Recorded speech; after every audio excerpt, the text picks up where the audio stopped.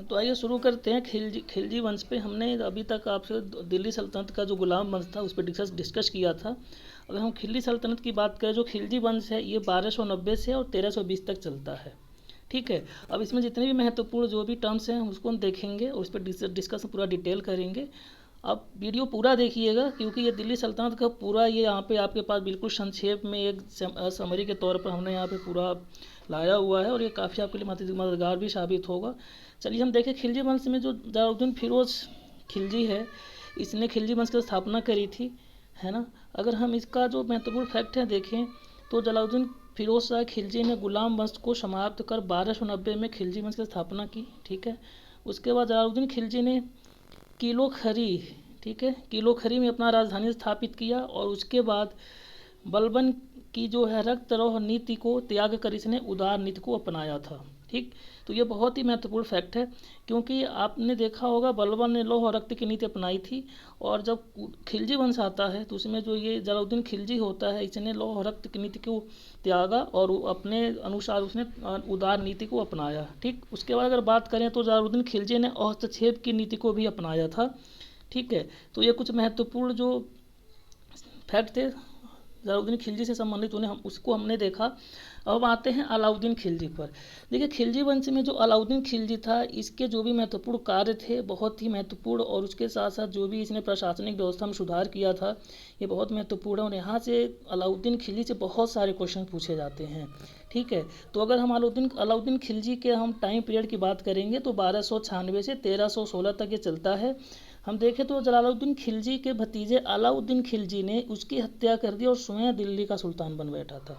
ठीक है, जो अलाउद्दीन खिलजी था ये भतीजा था जलालुद्दीन खिलजी का, और इसने जलालुद्दीन खिलजी को मार डाला, उसकी हत्या करके, और जो दिल्ली का सिंहासन पर उस पर बैठ गया। अब हम देखते हैं अलाउद्दीन को बचपन में अली तथा गुरशास्प के नाम से भी जाना जाता था, और इस फैक्ट को आप अच्छे से रट लीजिएगा, क्योंकि दूसरा जो इसका नाम जो बचपन का था अली तथा गुरशास्प, तो यहाँ से भी क्वेश्चन पूछा जाता है कि दिल्ली सल्तनत के किस शासक का बचपन का नाम अली तथा गुरशास्प था।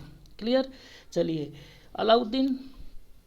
अलाउद्दीन खिलजी पहला ऐसा सुल्तान था जिसने खलीफा की श्रेष्ठता को चुनौती देते हुए सिक्कों पर अपना नाम खुदवाना बंद करवा दिया था। ठीक है, और उसके बाद अगर हम देखें कुछ और इसके जो संबंधित फैक्ट्स हैं, जलालुद्दीन खिलजी ने अलाउद्दीन को अमीर तुनुक उपाधि से विभूषित किया था। उसके बाद अलाउद्दीन खिलजी पहला सुल्तान था जिसने अस्थायी सेना का गठन किया और सेना को नकद वेतन देने की प्रथा को आरंभ किया था, और ये बहुत ही मोस्ट इम्पॉर्टेंट फैक्ट है। ठीक, उसके बाद देखें तो अलाउद्दीन खिलजी ने सैनिकों का हुलिया लिखने एवं घोड़ों को दागने की प्रथा आरंभ किया, और उसके साथ साथ अलाउद्दीन ने आर्थिक क्षेत्र में बाजार नियंत्रण व्यवस्था लागू की एवं भू राजस्व की दर को बढ़ाकर कुल उपज का कितना कर दिया था, 1/2 हिस्सा कर दिया था। ठीक, तो अगर हम देखें इसको रिवाइज के तौर पर देखें तो आप एक बार फिर से इसको देखिए कि अलाउद्दीन खिलजी के द्वारा क्या किया गया। एक तो अस्थायी सेना का गठन किया गया, उसके बाद सेना को नकद वेतन देने की प्रथा शुरू की गई। ठीक है, उसके बाद हम देखें जो और याद रखने वाले जो महत्वपूर्ण फैक्ट हैं कि सैनिकों को हुलिया लिखने तथा घोड़ों के दागने की प्रथा को इसने शुरू किया था, और जो सबसे महत्वपूर्ण फैक्ट है कि इसके द्वारा आर्थिक क्षेत्र को मजबूत करने के लिए बाजार नियंत्रण व्यवस्था की शुरुआत की गई थी। ठीक है, और ये अपने भू राजस्व का उपज को बढ़ाकर कितना कर दिया था, 1/2 हिस्सा कर दिया था। ठीक, तो आगे बढ़ते हैं हम। चलिए, उसके बाद देखें तो खम्स जो होता था ये लूट का धन होता था। खम्स जो राज का 4 से बढ़कर कितना हो गया था, 1/4 इसको कर दिया गया था। ठीक है, और उसके साथ साथ दक्षिण भारत में अलाउद्दीन ने सैन्य अभियान का नेतृत्व मलिक काफूर को दिया था। ठीक, मलिक काफूर जो था वो अलाउद्दीन खिलजी का सेनापति था, और दक्षिण भारत के अभियान में जब ये आक्रमण करने के लिए जा रहा था तो उसने उसका जो नेतृत्व किसको दिया था, मलिक काफूर को दिया था।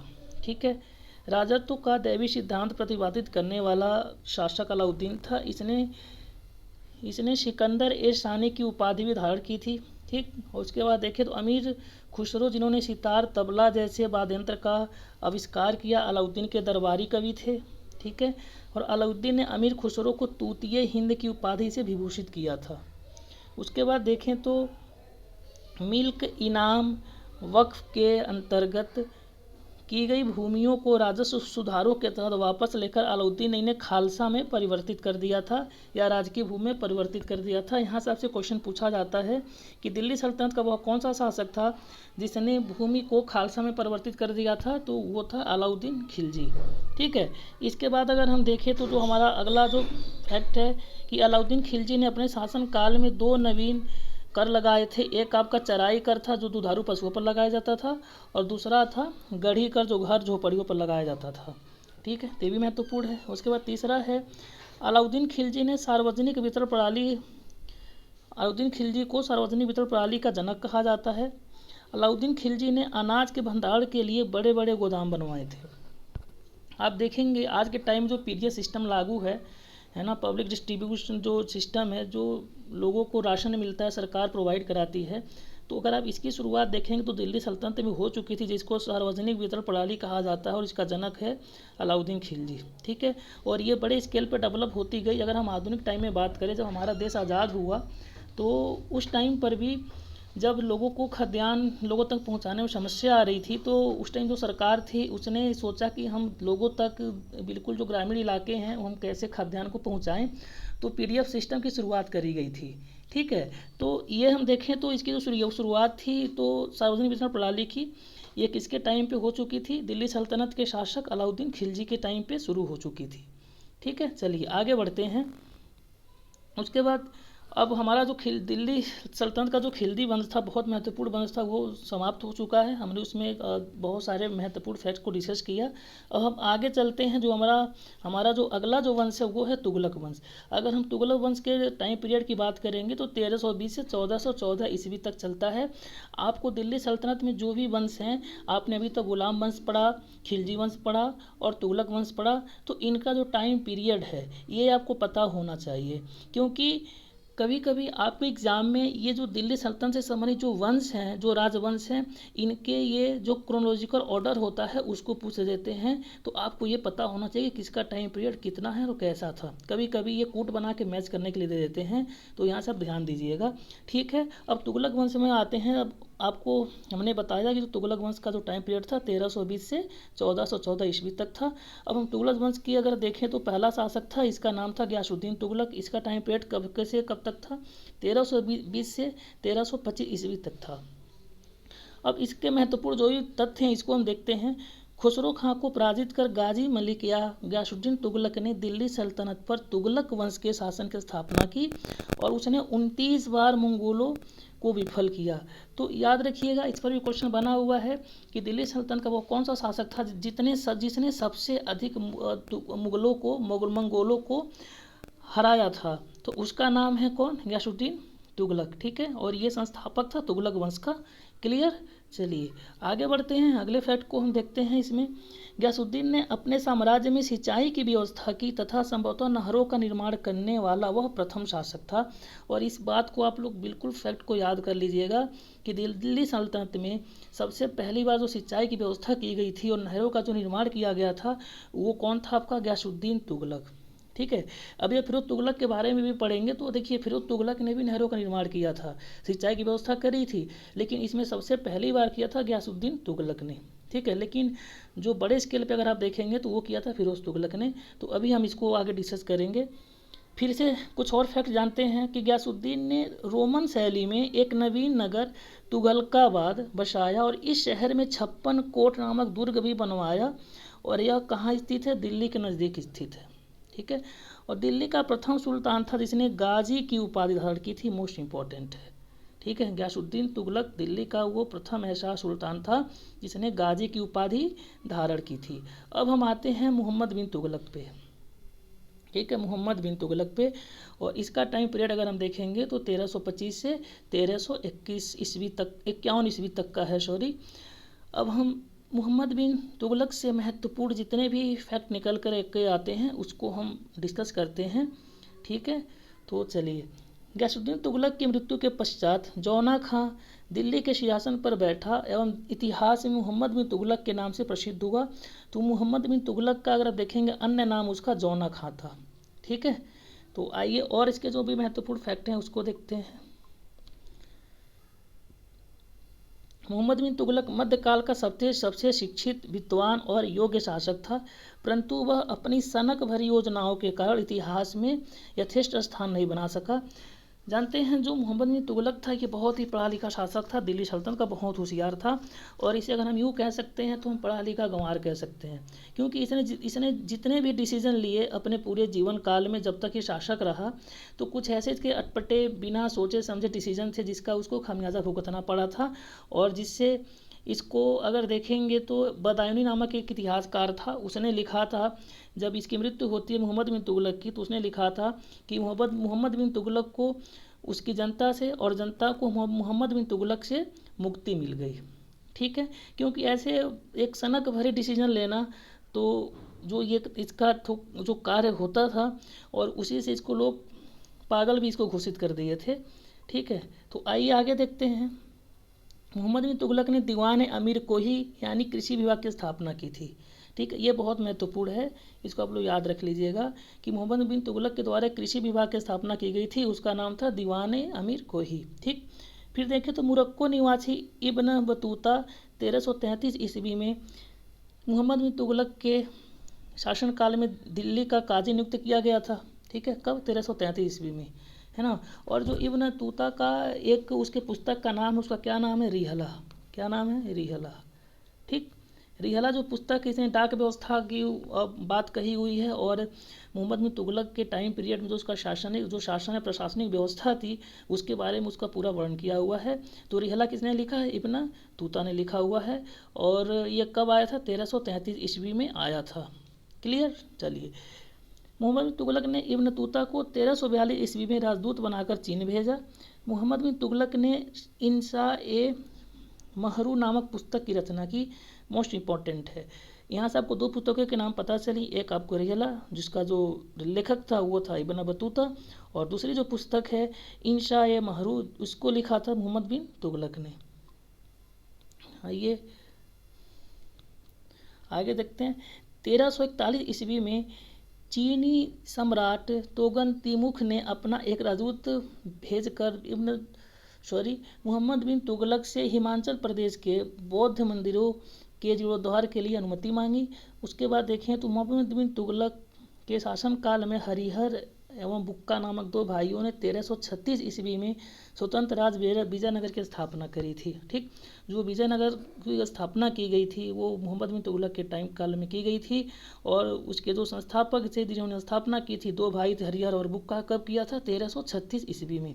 ठीक है, तो उम्मीद करते हैं कि आपको ये सारे फैक्ट हैं क्लियर हो रहे होंगे, और हमारी वीडियो को आप कम से कम 2-3 बार अच्छे से देख लेंगे तो आपको जो ये फैक्ट है ना और क्लियर हो जाएंगे। और आप अगर यूपीपीसीएस या 19 जून को जो लेखपाल का एग्ज़ाम होने वाला है, अगर आप जा रहे हैं तो प्लीज़ आप हमारी वीडियो देख करके ज़रूर जाइएगा, आपको इससे बहुत सारा बेनिफिट मिलने वाला है। और उसके साथ साथ आपको वीडियो कैसी लग रही है प्लीज़ आप कमेंट बॉक्स में ज़रूर बताइएगा, इससे हमें और मोटिवेशन मिलेगा, और ऐसे ही अच्छे वीडियो आपके लिए हम लाते रहेंगे और बनाते रहेंगे। ठीक है, आइए देखते हैं। महाराष्ट्र में 1347 ईस्वी में अलाउद्दीन बहमन शाह एवं स्वतंत्र बहमनी साम्राज्य की स्थापना कर ली, और यह भी मोहम्मद बिन तुगलक का ही शासनकाल था। यानी देखिए, मोहम्मद बिन तुगलक के शासनकाल में एक तो 1336 ईस्वी में, ठीक है, किसकी स्थापना की गई? विजयनगर साम्राज्य की स्थापना की गई, और उसके बाद 1347 ईस्वी में अलाउद्दीन बहमन शाह के द्वारा बहमनी साम्राज्य की स्थापना की गई थी। ठीक, आपको दोनों ये याद रखने हैं। उसके बाद देखिए, मोहम्मद बिन तुगलक के शासनकाल में ही कान्हा नायक ने वारंगल को स्वतंत्र राज्य घोषित कर दिया। क्लियर? चलिए, मोहम्मद बिन तुगलक के शासनकाल में कई विद्रोह हुए। कड़ा निजाम का विद्रोह, बिदर साहेब सुल्तान का विद्रोह एवं गुलबर्गा में अली शाह का विद्रोह।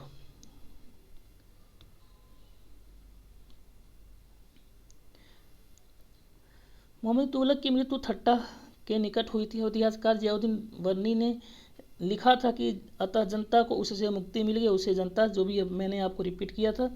मोहम्मद बिन तुगलक दिल्ली सल्तनत काल का पहला ऐसा सुल्तान था जो अजमेर में शेख मुइनुद्दीन चिश्ती की दरबार पर गया था। ठीक है, चलिए अब हमने मोहम्मद बिन तुगलक के बारे में डिस्कस किया था। अब जो हमारा अगला शासक है तुगलक वंश का, ये है फिरोज शाह तुगलक। और इसका अगर हम टाइम पीरियड की बात करेंगे तो 1351 से 1388 ईस्वी तक इसका पूरा टाइम पीरियड रहा। और अब आगे हम डिस्कस करें इसके संबंधी जो भी फैक्ट महत्वपूर्ण हैं। फिरोज शाह तुगलक सुल्तान मोहम्मद बिन तुगलक का चचेरा भाई था और मोहम्मद बिन तुगलक की मृत्यु के पश्चात अगले सुल्तान के रूप में ठट्टा में उसका राजाभिषेक हुआ। क्लियर हो रहा है ना आप लोगों को? देखिए, फिरोज था उसका राजाभिषेक एक बार फिर से अगस्त 1351 में दिल्ली में हुआ। यानी इसका जो राजाभिषेक था 2 बार हुआ था, एक इसका ठट्टा में हुआ था और दूसरी बार 1351 में कब हुआ था? दिल्ली में हुआ था। ठीक, फुतूहात है फिरोज शाही के अनुसार फिरोज ने राजस्व व्यवस्था में परिवर्तन करते हुए 24 कष्टदायक करों को समाप्त कर और केवल 4 कर, कौन कौन से कर थे? खराज, जाजिया, ठीक है, उसके बाद खंस और जकात, इन 4 प्रकार के करों को इसने क्या किया था? लोगों के सामने रखा था और टोटल जो 24 जो कर थे उसको इसने हटा दिया था। क्लियर? अब देखेंगे इसमें जो भी, जैसे मान लीजिए खराज है तो यह लगान होता था। जजिया किस प्रकार का कर था? गैर मुस्लिमों से वसूल किया जाने वाला कर था। खम्स लूट का होता था और जकात क्या होता था? मुसलमानों से लिया जाने वाला कर होता था।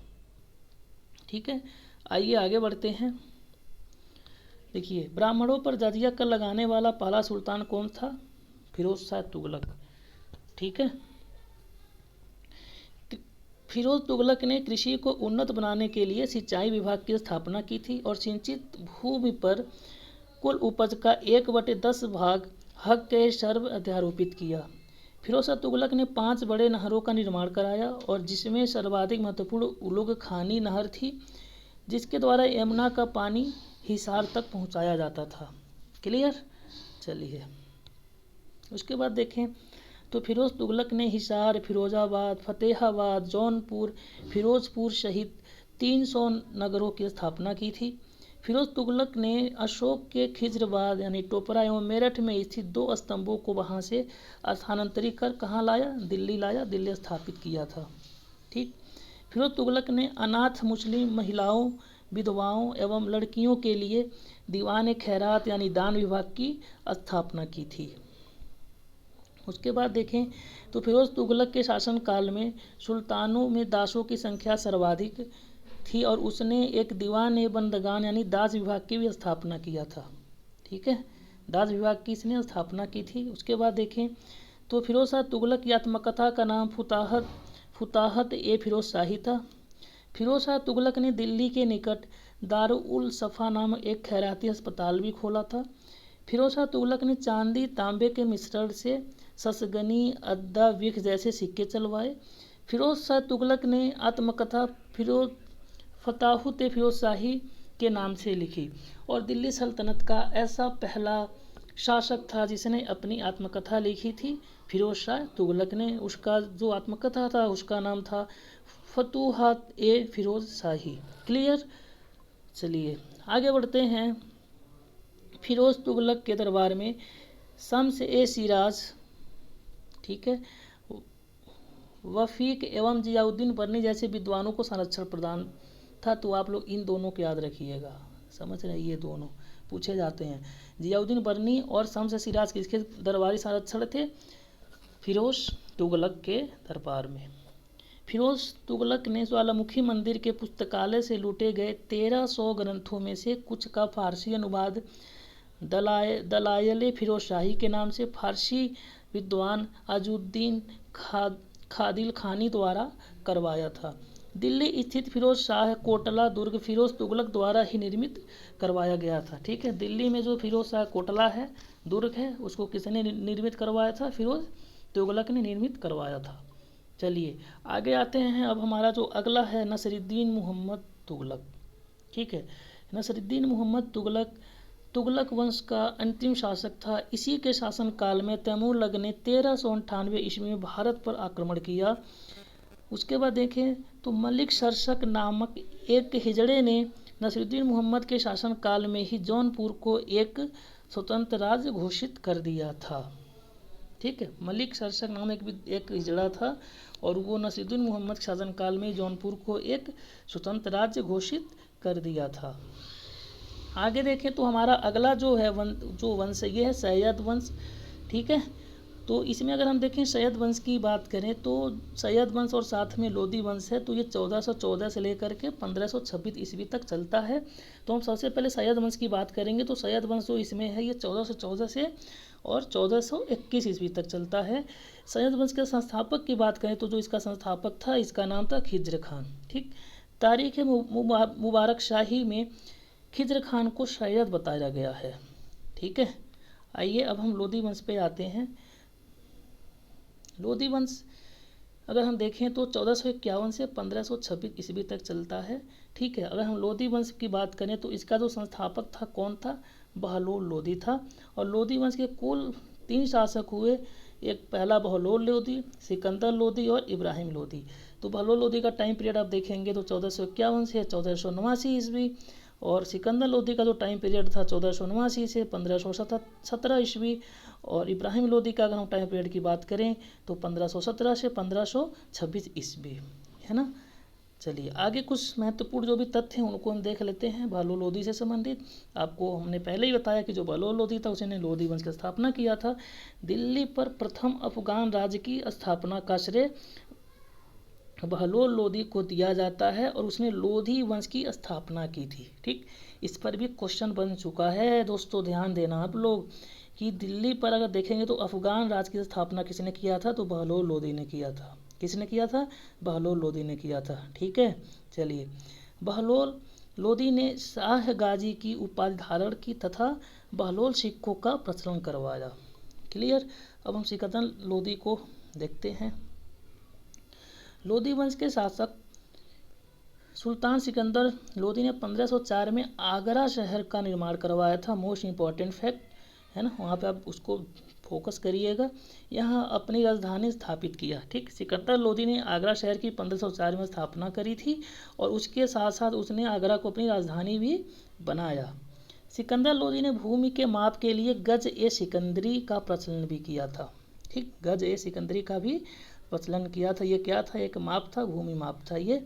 सिकंदर लोदी ने गुलरुखी, ठीक है, गुलरुखी नाम से फारसी भाषा में इसकी रचना भी की थी और उसके आदेश पर आयुर्वेदिक ग्रंथ का फारसी में फरहंगे सिकंदरी नाम से अनुवाद भी किया था।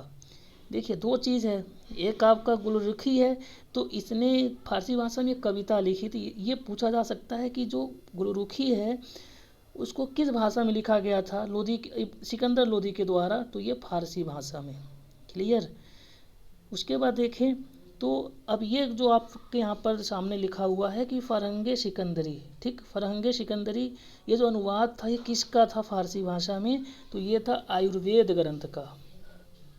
ठीक है, यानी लग रहा है कि काफ़ी पढ़ा लिखा था लोदी, सिकंदर लोदी। ठीक है, चलिए सिकंदर लोदी ने महिलाओं के पीरों एवं संतों की मज़ार पर जाने तथा मुसलमानों द्वारा ताजिया निकालने को प्रतिबंधित कर दिया था। उसके बाद देखें तो सिकंदर लोदी के शासनकाल में गान विद्या के प्रसिद्ध ग्रंथ लज्जत ए सिकंदर शाही की रचना हुई। फिर सिकंदर लोदी के वजीर 1500 ईस्वी में मोठ मस्जिद का निर्माण करवाए। उसके बाद सिकंदर लोदी के पश्चात इब्राहिम लोदी शासक बना, जो दिल्ली सल्तनत का आखिरी शासक था। इस पर क्वेश्चन भी पूछा जा सकता है आपसे कि दिल्ली सल्तनत का आखिरी शासक कौन था, इब्राहिम लोदी था। ठीक है, तो सारा फैक्ट आप लोग क्लियर करते हुए चलिएगा। और इब्राहिम लोदी की अब बारी आती है और इसके जो महत्वपूर्ण तथ्य हैं हम इसको देखते हैं, समझते हैं। इब्राहिम लोदी के दरबार में मजखाने अफगाना के रचनाकार जो थे वो थे अहमद यादगार को संरक्षण प्राप्त किया गया था। इब्राहिम लोदी के दरबार में मजखाने अफगाना, ठीक है, मजखाने अफगाना के जो रचनाकार थे कौन थे, अहमद, और उनको संरक्षण प्रदान किया गया था। इब्राहिम लोदी ने भवन निर्माण में दोहरे गुंबद एवं खपरेले के इस्तेमाल की शुरुआत की थी। ठीक है, इब्राहिम लोदी ने भवन निर्माण में दोहरे गुंबदों एवं खपरेले के इस्तेमाल की शुरुआत की थी। तो ये महत्वपूर्ण फैक्ट है। आगे देखते हैं फरगना के जहीरुद्दीन मोहम्मद बाबर ने 21 अप्रैल 1526 ईस्वी को पानीपत के प्रथम युद्ध में इब्राहिम लोदी को हराकर और दिल्ली पर से लोदी वंश को समाप्त कर दिया गया, और यहीं से आपका क्या हो जाएगा, मुगल काल शुरू हो जाएगा। क्लियर। पानीपत के प्रथम युद्ध के बाद मुगल काल आपका शुरू हो जाता है और बाबर उसकी स्थापना करता है इब्राहिम लोदी को हराकर। ठीक है। अब कुछ जो महत्वपूर्ण हमने आपसे कर के बारे में डिस्कस किया था, तो उसके कुछ सल्तनत कालिक कुछ कर थे, इसको हम समझ लेते हैं। यहाँ से क्वेश्चन यहाँ से भी पूछे जाते हैं। ठीक है। चलिए अगर हम देखें इसके जो महत्वपूर्ण कर थे, जैसे उसर किस प्रकार का कर था, तो जो उसर था मुसलमानों से लिया जाने वाला कैसा था, भूमि कर था। किससे लिया जाता था, मुसलमानों से लिया जाता था, आपको ये पता होना चाहिए। दूसरा है खराज। खराज ये किस प्रकार का कर था, ये गैर मुसलमानों से लिया जाने वाला भूमि कर था। समझ रहे हैं, यानी उसर भी भूमि कर था और खराज भी भूमि कर था, लेकिन जो उसर था मुसलमानों से लिया जाता था और जो खराज था ये गैर मुसलमानों से लिया जाता था, यानी मुसलमानों के अलावा जैसे ब्राह्मण हो गए और भी उनसे ये कर लिया जाता था। और याद रखिएगा जो खम्स था ये लूट का धन होता था, जो लूट के लोग लाते थे, ये लूट से प्राप्त धन होता था, उसे खम्स कहते थे।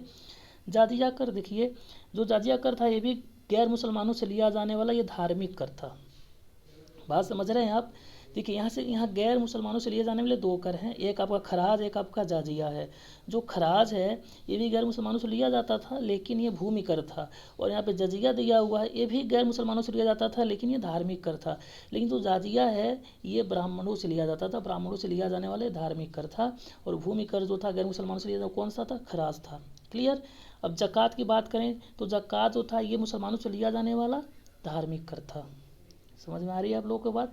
जो ज़कात था मुसलमानों से लिया जाने वाला धार्मिक कर था। ठीक, तो इसको आप स्क्रीनशॉट भी ले सकते हैं। ठीक है, और ले करके आप इसको रिवीजन कर सकते हैं। और उसके साथ साथ आप अगर हमारी वीडियो ये 2-3 बार देखेंगे रिवीजन करके, तो आपके सारे फैक्ट आपके माइंड में घुस जाएंगे। चलिए अब कुछ सल्तनत कालीन कुछ महत्वपूर्ण शब्दावलियों को हम देख लेते हैं। ठीक, जिसमें आपका अक्ता या इक्ता होता था। तो ये इक्ता क्या होता था, तो इक्ता जो होता था सैनिक अधिकारियों को दी जाने वाली जो लगान मुक्त भूमि होती थी। समझ रहे हैं। जैसे मैं आपको अगर ऐसे समझाऊं, जैसे मान लीजिए दिल्ली सल्तनत जो था वो बहुत बड़ा साम्राज्य था। ठीक है, अब एक शासक जो था उसका जो सुल्तान था उसको संभालने बड़ी समस्या होती थी। अब वो क्या कर दिया, वो उसका साम्राज्य था उसको दिल्ली सल्तनत को छोटे छोटे पार्ट में ना डिवाइड कर दिया, छोटे छोटे पार्ट में डिवाइड कर दिया। ठीक, और एक एक पार्ट में डिवाइड करने के बाद तो उसने एक एक भाग में एक एक अपने सैनिक लगा दिए उसकी देखभाल करने के लिए, उनसे जो कर था वो वसूलने के लिए। तो जो आदमी को उसने नियुक्त किया, जो सैनिकों को उसने नियुक्त किया, एक एक सैनिकों को उन्हीं को ही उनको इक्तादार कहा जाता था, जो इसकी देखभाल करते थे, जो कर वसूल करते थे, लगान वसूल करते थे।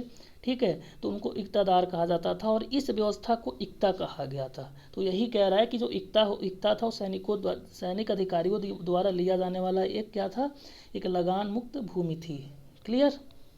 चलिए उसके बाद देखें तो इतलाकी ये सुल्तान की भूमि होती थी। खालसा भूमि क्या थी, राज की भूमि होती थी जो सुल्तान के अंडर में होती थी, जिसे अलाउद्दीन खिलजी ने सभी भूमियों को खालसा भूमि में परिवर्तित कर दिया था।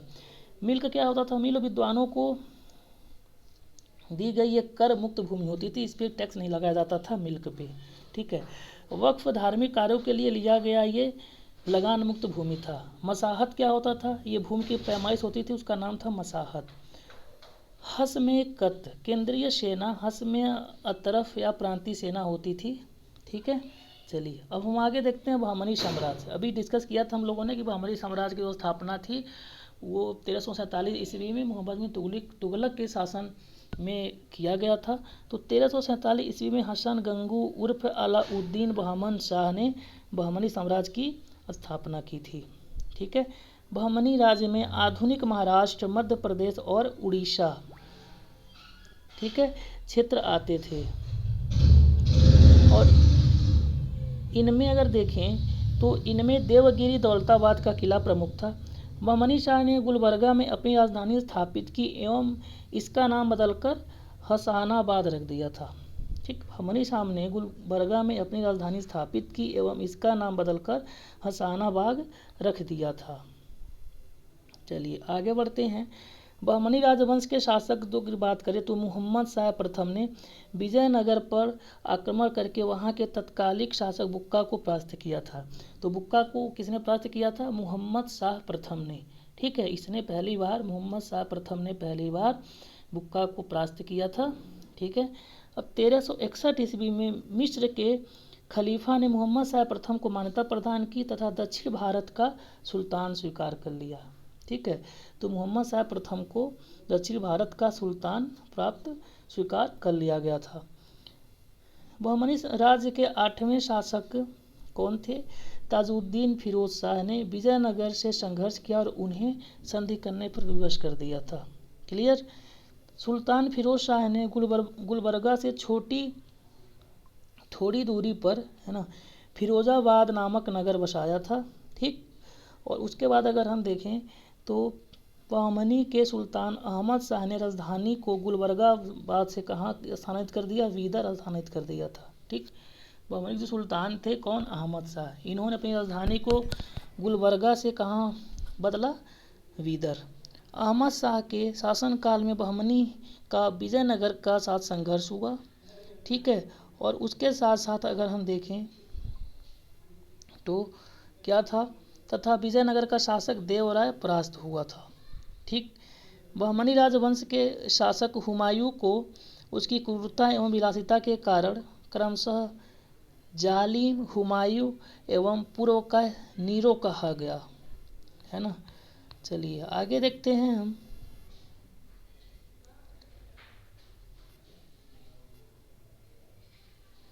आगे हम देखें तो मोहम्मद गौवा को, ये लाइन छूट गया, यहाँ से है। बहमनी राजवंश के शासक कौन? मोहम्मद शाह तृतीय के शासनकाल में रूसी पर्यटक कौन आया था? अथनेसियस निकितिन ने भारत का भ्रमण किया था। मोहम्मद गौवा को मोहम्मद शाह तृतीय के शासनकाल में ख्वाजा जहां की उपाधि से विभूषित कर प्रधानमंत्री नियुक्त कर दिया गया था। मोहम्मद गौवा के पत्रों का संग्रह रियाउज्जिल इंशा के नाम से किया गया। ठीक, और बहमनी राजवंश में कुल 18 शासक हुए जिन्होंने समग्र रूप से 175 वर्ष शासन किया था। अब हम विजयनगर साम्राज्य की बात करते हैं तो काकतीय शासक प्रताप रुद्रदेव के सेवक जो 2 भाई थे उनका नाम था हरिहर एवं बुक्का, जिन्होंने 1336 ईस्वी में विजयनगर साम्राज्य की स्थापना की थी। विजयनगर की राजधानी कहाँ थी? हम्पी थी। विजयनगर पर संगम, सुलुभ, तुलुभ और आर्वीडु वंशों ने शासन किया था। ठीक है, अगर हम संगम वंश को देखते हैं कि संगम वंश कौन कौन से थे, उसमें क्या क्या चीज़ें थी, तो संगम वंश में देखें तो हरिहर जो था 1336 से 53 ईस्वी तक, और बुक्का था जिसने 1353 से 79 ईस्वी तक, और उसके बाद फिर आता हरिहर द्वितीय, उसका जो टाइम पीरियड होता है 1379 से 1404। उसके बाद देवराय प्रथम आता है, तो इसका जो टाइम पीरियड था 1404 से 19 ईस्वी था। उसके बाद देवराय द्वितीय आता है, तो इसका जो टाइम पीरियड है ये आपका 1429 से 49 ईस्वी तक था। उसके बाद मल्लिकार्जुन आते हैं, तो इसका जो टाइम पीरियड था 1446 से 1466, और उसके बाद विरूपाक्ष द्वितीय आता है, इसका जो टाइम पीरियड था 1466 से 86 ईस्वी आदि शासक हुए थे। ठीक है, यानी पहले हरिहर, उसके बाद बुक्का, फिर हरिहर द्वितीय, फिर देवराय प्रथम, फिर देवराय द्वितीय, फिर मल्लिकार्जुन, फिर विरूपाक्ष द्वितीय। ठीक है, अब हम बुक्का प्रथम की बात करें तो बुक्का प्रथम द्वारा वेद मार्ग प्रतिष्ठापक की उपाधि धारण की गई थी। इटली के यात्री निकोलस कांटी, ठीक है, निकोलस कांटी द्वारा देवराय प्रथम के शासनकाल में विजयनगर की यात्रा की गई थी, है ना। यानी निकोलस जो कांटी था वो किसके दरबार में आया था? देवराय प्रथम के दरबार में आया था। ठीक, देवराय तृतीय के शासनकाल में फारसी राजदूत कौन आया था? अब्दुल रज्जाक आया था। ठीक है, तो इसके अनुसार विजयनगर साम्राज्य देखेंगे तो 300 बंदरगाह थे। क्लियर, तो अब्दुल रज्जाक किसके शासनकाल में आया? देवराय तृतीय शासनकाल में आया। और देवराय प्रथम शासनकाल में कौन आया था? इटली का जो था निकोलस कांटी। देवराय द्वितीय को एक अभिलेख में जावेडकर की उपाधि दी गई। ठीक, इसका अर्थ होता है हाथियों का शिकारी। क्लियर, प्रौढ़ देवराय इस वंश के अंतिम मल्लिकार्जुन को कहा जाता है। ठीक, तो प्रौढ़ देवराय किसे कहा जाता है? मल्लिकार्जुन को कहा जाता है। और देवराय द्वितीय को क्या कहा जाता है, जावेडकर कहा जाता है, जिसका अर्थ होता है हाथियों का शिकारी। चलिए, अगर हम सुलू वंश की बात करें तो सुलू वंश 1485 से 1506 ईस्वी की स्थापना किसने किया था, नरसिंह ने, सुलूह नरसिंह ने किया था। तुलु वंश को देख लेते हैं हम। तुलु वंश में देखें तो वीर नरसिंह ने विजयनगर में तुलु वंश को 1505 ईस्वी से 65 ईस्वी तक इसकी स्थापना करी थी और 8 अगस्त 1509 ईस्वी को तुलु वंश का जो महान शासक था उनका नाम था कृष्णदेव राय। ठीक है, और कृष्णदेव राय गद्दी पर बैठे थे। तुलु वंश का अगर हम बात करें तो ये बहुत ही महान शासक थे। ठीक, और इसकी स्थापना किसने की थी, वीर नरसिंह ने की थी। ठीक है, अब देखें तो पुर्तगाली यात्री डोमिगस पायस, ये कृष्णदेव राय के काल में विजयनगर की यात्रा इसने किया था। कृष्णदेव राय का काल देखें तो तेलुगु साहित्य का स्वर्ण काल कहा जाता है और इस काल में उसके दरबार में तेलुगु साहित्य 8 सर्वश्रेष्ठ कवियों से तेजी अष्टदिग्गज कहा जाता है। ठीक है, क्या कहा जाता है, अष्टदिग्गज। वो कौन थे, सर्वश्रेष्ठ 8 कवि थे तेलुगु साहित्य के जिन्हें अष्टदिग्गज कहा जाता था। तो इस पर भी क्वेश्चन पूछा जाता है। अच्छा, मुझे क्वेश्चन का आंसर बताइए कि अष्टप्रधान किसके टाइम पीरियड में रहते थे या किसके शासनकाल में अष्टप्रधान रहते थे। देखिए, ये अष्टदिग्गज हमको अष्टप्रधान हैं। ठीक है, तो इसका आंसर आप कमेंट बॉक्स में ज़रूर हमको बताइएगा। चलिए आगे बढ़ते हैं। तेलुगु में अमुक्तमल्याम या संस्कृत में जम्बावती कल्याणम की रचना किसने किया था, कृष्णदेव राय ने किया था। ठीक, कृष्णदेव राय के दरबारी अगर हम देखें तो तेनालीराम पांडुरंग या महात्म्य की रचना की थी।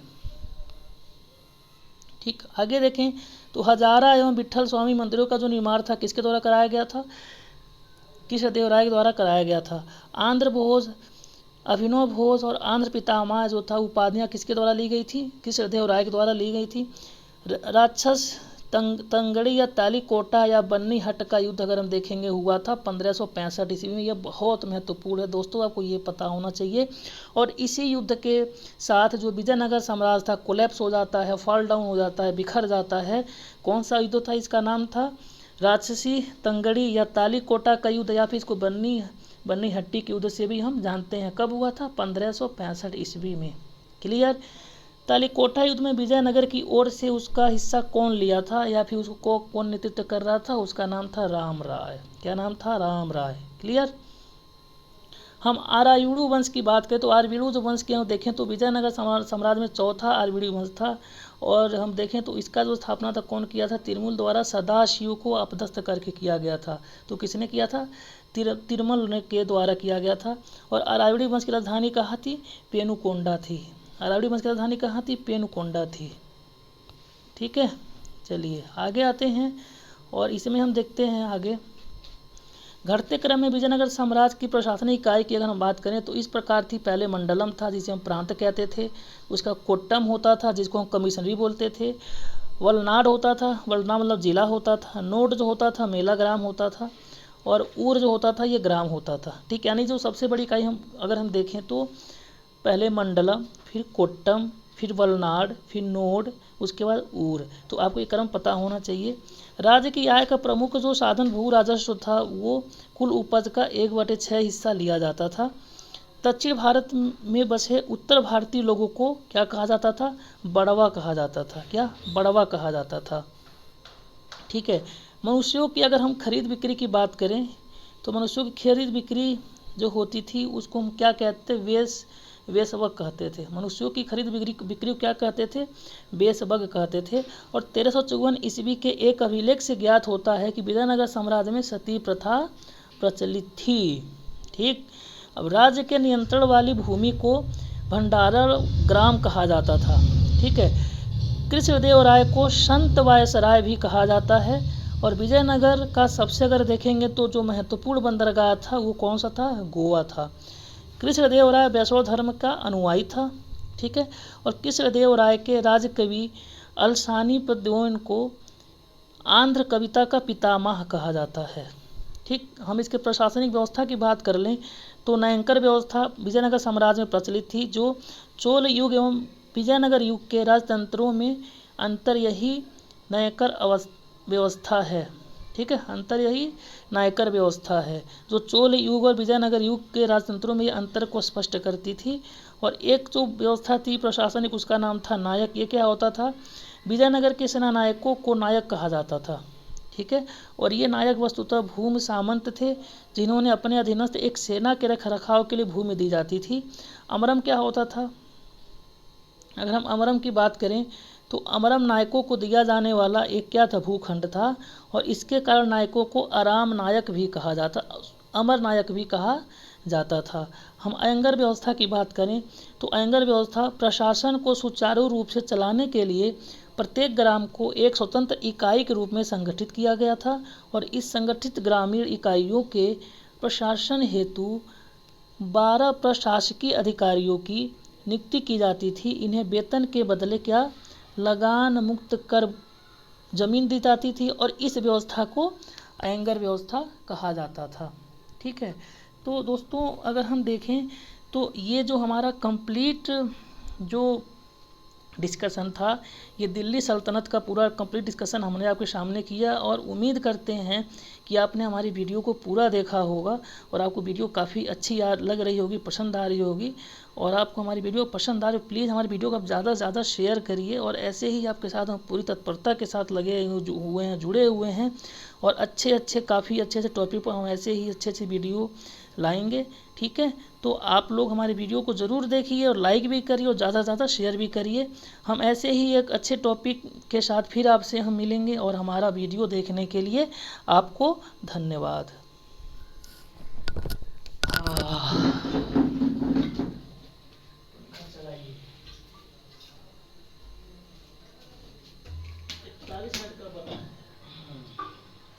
पहला वाला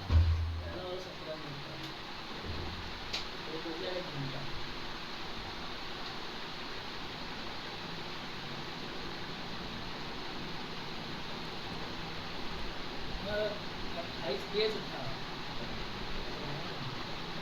अगर केवल लेकिन थोड़ा सा लाइन बाई लाइन पर पढ़ते हुए चले जाएंगे ना तो फिर मज़ा नहीं आएगा। थोड़ा सा एक्सप्लेन जब करेंगे और थोड़ा सा क्या होता है और कनेक्शन बन जाता है। तो अब ज़्यादा हम एक्सप्लेन करेंगे तो राइट वाला टाइम ज़्यादा लग जाएगा, ज़्यादा उसके बारे में जानकारी रहेगा तभी तो एक्सप्लेन करेंगे। आपको जानकारी नहीं रुकना तो 46 मिनट में 50 पेज बना दिया हूँ।